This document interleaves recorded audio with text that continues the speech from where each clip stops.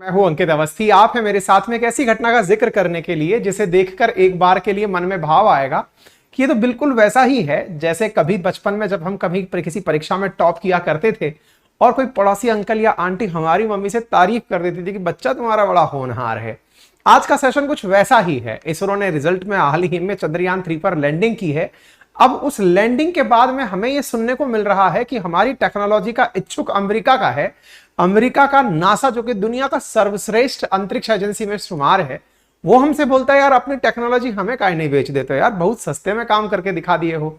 ये जानकारी कहां से आई, कैसे आई, आज के सेशन में यही बताएंगे। भारत के लिए गौरव का क्षण क्यों है कि हमने किस प्रकार की परिस्थितियों में इसका निर्माण किया और आज दुनिया के सारे संसाधन लेके बैठा अमेरिका वो भी हमारी टेक्नोलॉजी की तरफ झांक रहा है। तो निश्चित ही आज तो गर्व से सीना चौड़ा करने का दिन है। आइए चर्चा करते हैं सेशन की, इसरो के साथ साथ जुड़े हुए इन उपलब्धियों की। याद तो होगा कि इसरो ने हाल ही में अपना ध्यान पूरे भारतवर्ष का अपनी तरफ आकर्षित करके रखा जब चंद्रयान 3 की 23 अगस्त को यानी कि अंतरिक्ष दिवस के दिन successful landing Shiv Shakti point पर की गई। हमने इसके बारे में आपको खूब बखूबी सेशन किया, चंद्रयान 3 के बारे में बहुत डिटेल से भी बताया, आपको यह भी बताया कि दुनिया भर के लोगों ने हमारी कैसी कैसी तारीफें की। हाल ही में एक तारीफ ऐसे निकल कर आई और किसने कही ये तारीफ, तो इसरो के जो चीफ सोमनाथ हैं उन्होंने हाल ही में एक तारीफ बताई। जानकारी कब की है, कहां से निकल कर आई, चलिए बताते हैं। सोमनाथ जी, जो कि इन दिनों काफी ज्यादा चर्चा में है, सुर्खियों में है, उन्हीं के द्वारा हाल ही में एक बयान दिया गया। अवसर था स्वर्गीय एपीजे अब्दुल कलाम साहब की जयंती का। क्या था असल मायने में, आपको याद होगा एपीजे अब्दुल कलाम, जिनको आप मिसाइल मैन के नाम से जानते हैं, कहते हैं कि शायद आज जो हम लोग अंतरिक्ष में कर रहे हैं, डिफेंस में कर रहे हैं, उनके पीछे अब्दुल कलाम साहब का भी विजन काफी ज्यादा मायने रखता है। अब्दुल कलाम साहब का हाल ही में 15 अक्टूबर को 92वीं जयंती गई है। ऐसी स्थिति में उनके याद में रिमेम्बरेंस में एक सभा का आयोजन किया गया। उस सभा के अंदर सोमनाथ साहब बच्चों से बात कर रहे थे। बात करते करते उन्होंने कुछ अंदर की बातें बताई और उन्होंने एक ऐसा वाकया साझा किया जो कि हर अखबार की लगभग सुर्खी बन गया। उन्होंने कहा कि जब हम अंतरिक्ष में भेजने के लिए चंद्रयान 3 की प्लानिंग कर रहे थे, उसी समय हमने अपने प्लान को चेक कराने के लिए कि हमारे द्वारा तैयार किया गया चंद्रयान 3 का लैंडर सही से काम करेगा या नहीं, चंद्रयान 3 सही है या नहीं, इसको जांचने के लिए हमने जेट प्रपल्शन प्रयोगशाला, जो कि नासा की एक बहुत प्रतिष्ठित प्रयोगशाला है, हमारे देश की आजादी से पहले की स्थापित हुई प्रयोगशाला है, जिसमें अब तक ना जाने कितने कीर्तिमान स्थापित किए हैं, उनके कुछ विशेषज्ञों को इंडिया बुलाया था। हमने बुलाकर के उन्हें दिखाया कि देखिए हमने चंद्रयान 3 की लैंडिंग के लिए क्या प्लान किया है। जब उन्होंने इन सब चीजों को देखा तो वे हैरान रह गए। हैरान इस बात से थे कि हमने मात्र $75 मिलियन में वो सब बना दिया था जितने में तो रशिया का लूना 25 लॉन्च ना हो, इतने बजट में तो अमेरिका की एक बढ़िया मूवी बनकर ना आए। हमने इतने कम में एक बहुत अल्टीमेट प्रोडक्ट बना लिया था। यह जानकारी जेट प्रोपल्शन लेबोरेटरी के वैज्ञानिक, जो कि कैलिफोर्निया इंस्टीट्यूट ऑफ टेक्नोलॉजी से बिलोंग करते हैं, जब वो हमारी इन जानकारियों को देखे तो हैरान रह गए।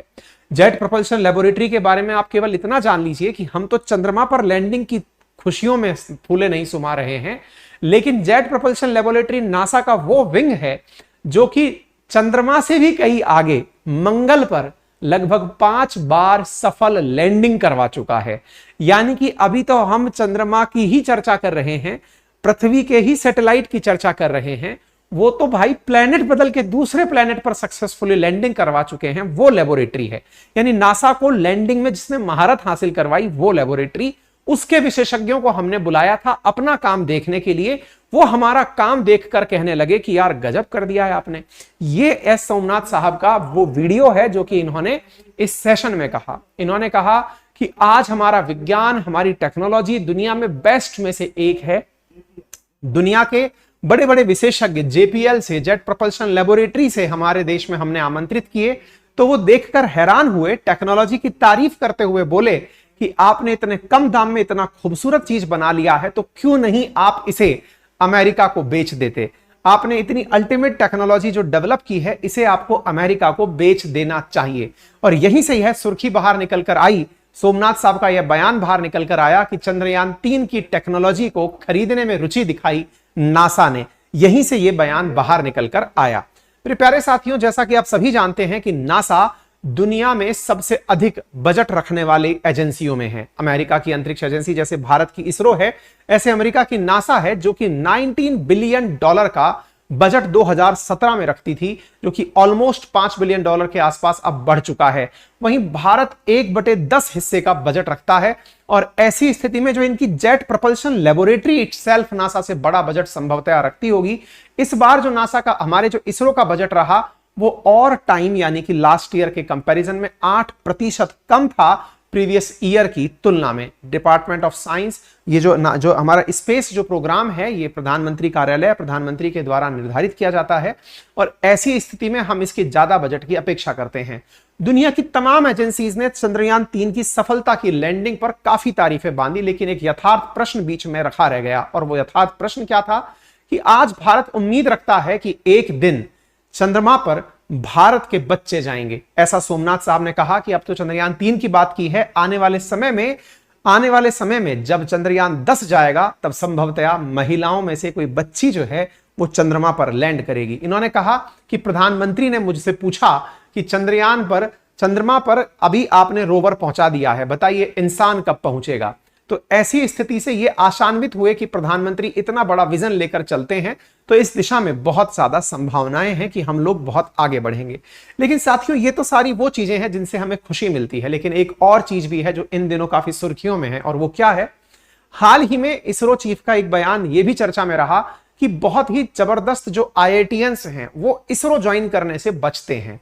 बड़े टॉपर्स इसरो ज्वाइन करने से बचते हैं क्योंकि उन्हें इसरो में मिल रही जो सैलरी है वो कम लगती है। आज वास्तविकता में सोमनाथ साहब को इसलिए दुनिया ने सर आंखों पर चढ़ाकर रखा क्योंकि इनकी सैलरी जो इंटरनेट पर जो वायरल हुई वो तनख्वाह थी मात्र 2.5 लाख रुपए। आप कहेंगे 2.5 लाख बहुत होता है। नहीं साहब, एक IITian जब अपना शुरुआती पैकेज पाता है तो उसका शुरुआती पैकेज 2-2.5 लाख रुपए महीने से शुरू होता है। सोमनाथ साहब जो कि देश के इतने प्रतिष्ठित संस्थान को लीड कर रहे हैं, उनकी तनख्वाह 2.5 लाख रुपए होना ये एक सोशल मीडिया पर चर्चा का विषय बना हुआ है।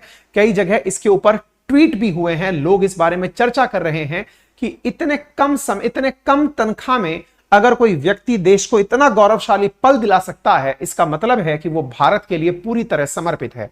तो अब आवश्यकता किस बात की है? आवश्यकता है कि जो IITians बड़ी तनख्वाह की खोज में नासा जाके ज्वाइन कर लेते हैं या अमेरिका की किसी कंपनी को ज्वाइन कर लेते हैं, भारत को चाहिए कि अपनी बजट बढ़ाकर हाई एंड टेक्नोलॉजी के जो पढ़े हुए ग्रेजुएट्स हैं जो इंडिया से पढ़कर बाहर जा रहे हैं, उन्हें रोकना चाहिए।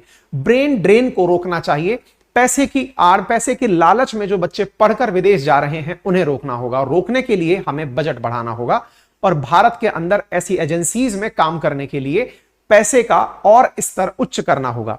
फिलहाल के लिए सोचने लायक बात यह है कि अगर इसरो ने अपने इन इंजीनियर्स के दम पर इतने मुकाम हासिल कर लिए हैं, तो सोचिए कि भारत के प्रतिष्ठित संस्थानों से पढ़े हुए बच्चे जब इसरो का हिस्सा होंगे तो संभवतया इसमें एक और उच्च स्तर की सफलता प्राप्त होगी। दिशा अब हमने पकड़ ली है, दशा क्या होगी यह आने वाला समय निर्धारित करेगा। बाकी आपकी इस विषय पर क्या राय है, बताने के लिए कमेंट बॉक्स में अपनी राय रख सकते हैं। फिलहाल के लिए 2 अपडेट और हैं, और वो अपडेट क्या है? नासा इसरो के साथ मिलकर के निसार को 2024 में भेज रहा है, जो कि एक रडार मिशन है। अंतरिक्ष के साथ साथ पर्यावरण की तमाम जानकारियां वो दुनिया को लो कॉस्ट इफेक्टिविटी के साथ देगा। साथ ही साथ भारत गगनयान मिशन भी चांद और सूरज के बाद अंतरिक्ष में 21 अक्टूबर को भेजने वाला है, जिसमें आने वाले 2024 में इंसान भी अंतरिक्ष में भेजा जाएगा।